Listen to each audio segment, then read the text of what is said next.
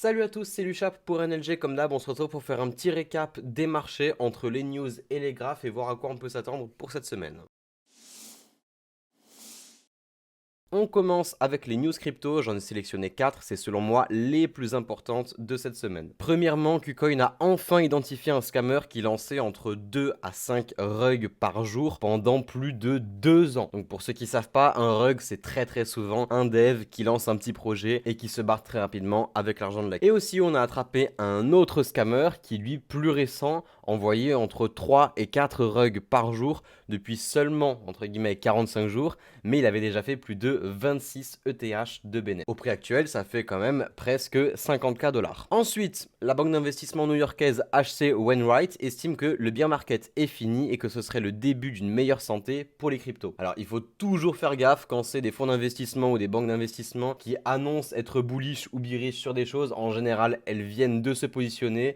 Donc ça reste des infos qui sont importantes, mais qu'il faut prendre avec beaucoup de pincettes. On avait entendu parler du fameux white paper de Bitcoin caché sur tous les Macs, mais hélas, ça y est, Apple annonce officiellement qu'ils vont le retirer. Et selon moi, la news la plus importante, c'est Bybit qui, pour respecter les normes européennes, va maintenant demander un KYC à tous ses utilisateurs. C'est un petit peu dommage, certains savent que dans cet écosystème, il y a quand même beaucoup de gens qui s'intéressent à leurs données personnelles et qui veulent pas forcément voir que leurs données puissent être envoyées à droite à gauche ou même que ce soit simplement au gouvernement. Donc voilà, l'annonce a quand même plutôt été mal reçue. Mais en attendant, quand on regarde la blockchain, parce que tout est évidemment transparent, et ben on se rend compte qu'il n'y a pas eu énormément de retrait de Bybit, depuis l'annonce. Donc bon, en même temps, forcément, j'ai envie de dire que la plupart des gros investisseurs étaient déjà forcément KYC chez eux.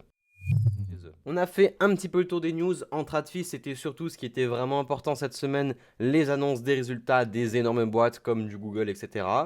Donc il y en a toujours, ça continue un petit peu, mais dans tous les cas, comme je vous avais dit, hein, attention à la volatilité et au final, on a vraiment eu une volatilité assez exceptionnelle. Voilà, donc pour l'instant, on reste tranquille. Les news qu'on a eues, c'est plutôt boule, mais attention parce que la semaine prochaine, on en a encore énormément. On a du FOMC, etc. Donc on fera un petit débrief de ça la semaine prochaine. En attendant, faites gaffe, c'est pas du tout fini ce genre de volatilité, ça peut totalement continuer. Allez, du coup, on prend les graphiques, on commence avec la TradFi, le S&P comme d'hab. Donc, si je me souviens bien, j'avais dit qu'il fallait faire attention aux derniers lots qu'on avait parce que c'était des niveaux qui risquaient d'être retestés.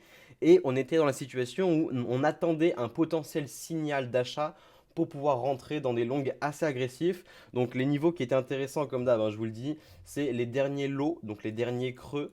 Et à l'inverse, dans une tendance baissière, c'est les tops qu'il faut regarder. Moi particulièrement, j'aime bien le faire via l'indicateur Liquidity by Makushaku. Donc ça vous met des lignes directement au niveau des lows et des tops qu'on a à chaque fois. Donc les niveaux qui sont intéressants forcément, hein, les derniers qu'on avait ici, et surtout, là où les niveaux, on a eu 3 lots qui se sont fait presque au même endroit, c'est celui-ci. Voilà, donc on a eu le premier, le deuxième, le troisième, hop, juste là, ça s'est fait grosso modo dans le même niveau.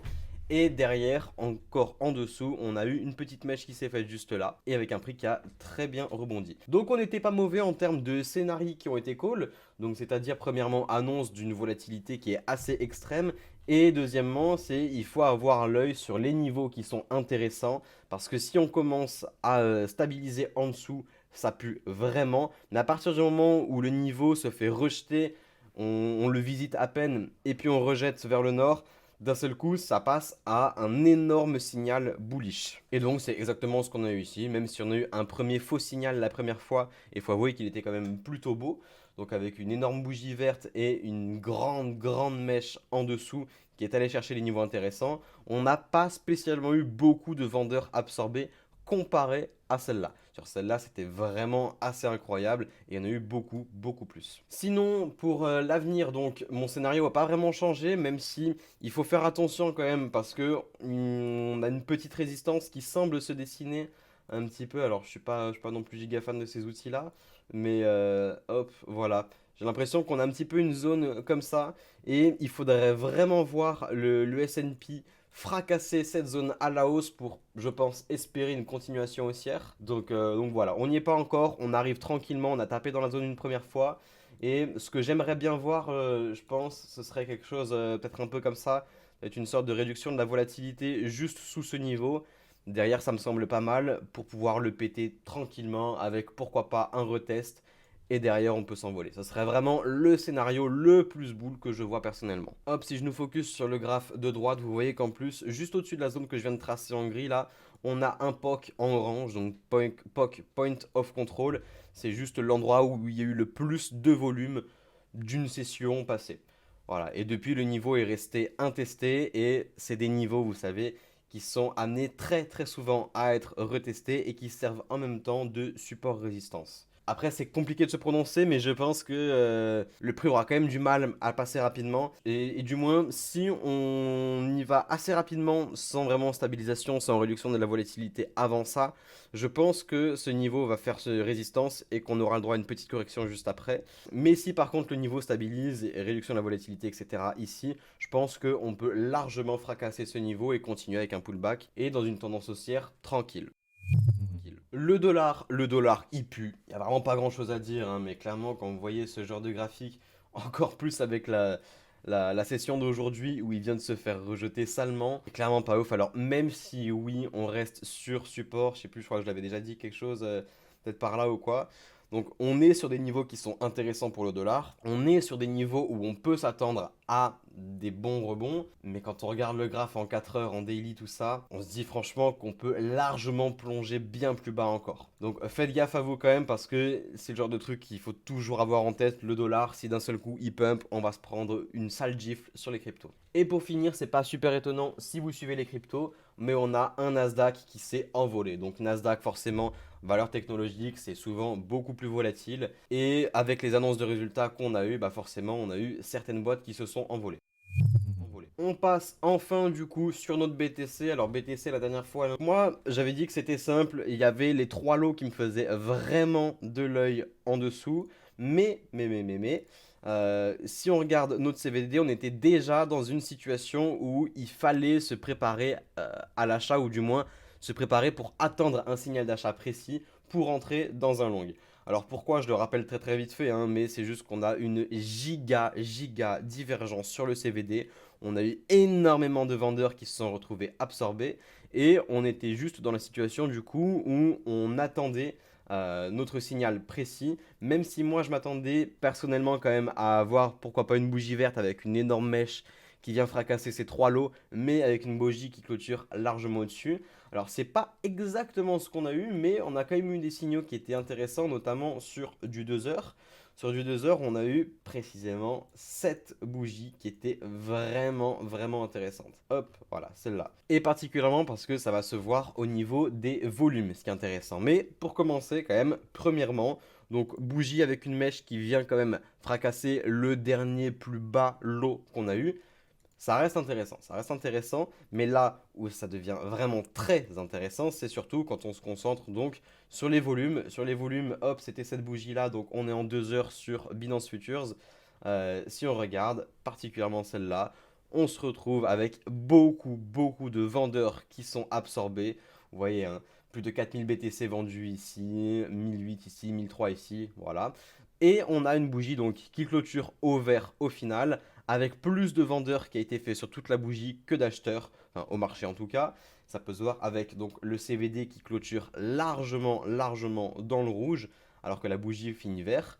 On a un Open Interest qui nous dit baisse, donc quelques liquidations, et ça se match particulièrement bien avec le funding qui est légèrement inférieur à la bougie de juste avant. Donc, mélangé à l'Open Interest, on peut en conclure qu'on a en même temps beaucoup de liquidations de longue. Donc on a pris le trade sur le Discord. Alors même si hélas moi j'étais pas non plus en full size, je m'attendais vraiment à aller chercher un petit peu plus bas. Et surtout j'ai attendu après d'avoir la clôture 4 heures pour décider de si on go en full size ou pas. Alors au final moi c'était quand même petite size par rapport à d'habitude. Je vous montre pourquoi, hein, mais sur le graphique 4 heures, voilà, c'est juste le fait de clôturer. Donc la bougie était assez belle, mais le fait de clôturer avec une grande mèche au-dessus aussi, moi, ça m'a pas spécialement plu, donc voilà, on est entré que sur du classique avec un tiers de la size.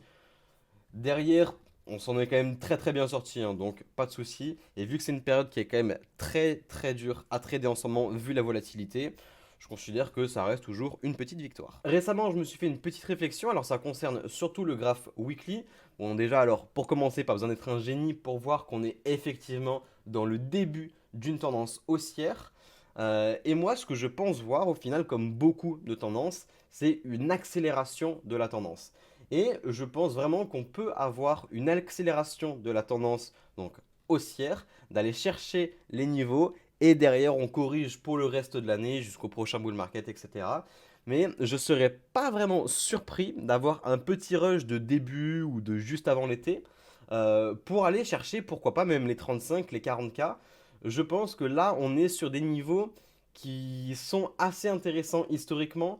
Vous voyez que hop, c'est des niveaux où on a eu quand même premier sommet première fois, premier support, etc. C'est des niveaux qui en général ont été travaillés. Donc moi, en fait, je m'attends à un passage entre les 35 et les 40K, avoir vraiment une accélération presque verticale, et derrière on corrige, etc. Pourquoi pas presque un double top, et derrière on peut avoir une lente et douloureuse correction juste avant le prochain bull market. Voilà, quand je vois le graph weekly, pour moi, ça sonne assez clair. Maintenant, évidemment, c'est toujours compliqué, surtout quand on voit les graphes court terme qui nous disent, qui nous donnent d'autres infos. Mais en tout cas, c'est vraiment un scénario que je vais garder en tête parce que pour moi, ça me semble assez probable. Pour ETH, la situation est vraiment identique, donc on va même pas se prendre la tête à regarder la paire vs le dollar. Mais par contre, je pense que c'est assez intéressant de regarder la paire contre BTC pour savoir, ok, est-ce que ça peut être le moment de faire une petite rota de BTC vers ETH ou quoi. Alors moi, vu que je garde le scénario en tête que je dis juste avant, là où vraiment on part à la verticale avant de corriger sur le long terme, je pense que, comme très souvent, les mouvements avant les bull market, BTC part tout seul. Je pense vraiment qu'on peut avoir un BTC qui part tout seul, un ETH BTC donc qui s'enfonce, qui continue même de s'enfoncer, et une dominance du coup qui ne fait que monter. Voilà, je pense qu'on peut vraiment avoir un dernier gros run de BTC qui laisse un petit peu tout le monde sur le carreau. Et derrière, une fois que c'est fait, après la correction, là on pourrait avoir des alts et des ETH qui se retrouvent un petit peu plus forts. Mais voilà, clairement pour l'instant, j'y crois pas. Je pense qu'on peut avoir un BTC qui reste maître pendant encore quelques semaines, voire même quelques mois.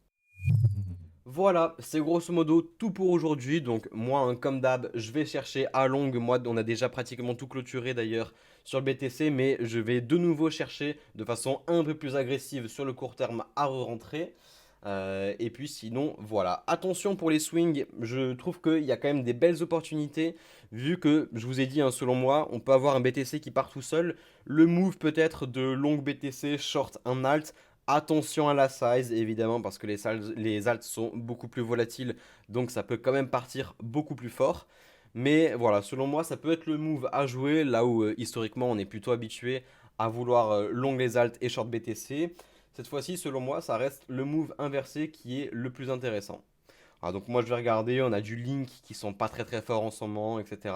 On peut avoir du LDO aussi que j'ai dans le viseur. Voilà. Donc attention à vous, stay safe, c'était Luchap.